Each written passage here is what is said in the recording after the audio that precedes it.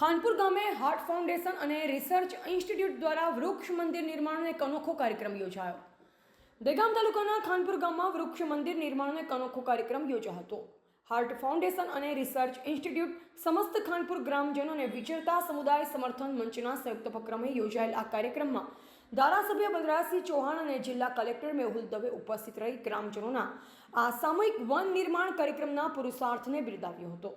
ગામના મંદિરથી નિર્માણાધીન પ્રતીક્ષા વન સુધીની વૃક્ષ યાત્રા યોજવામાં આવી, જેમાં પ્રત્યેક નાગરિક હાથમાં વૃક્ષ લઈ જોડાયા.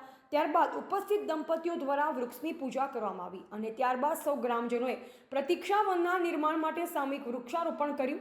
આ કાર્યક્રમ માટે હાર્ટ ફાઉન્ડેશન અને રિસર્ચ ઇન્સ્ટિટ્યૂટના ડૉક્ટર નીતિન સુમંત શાહ દ્વારા ₹2 લાખનું અનુદાન આપવામાં આવ્યું.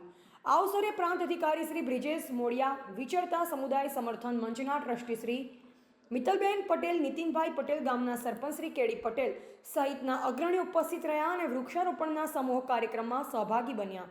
રિપોર્ટર દિનેશ ચંદ્ર શાહ, દહેગામ.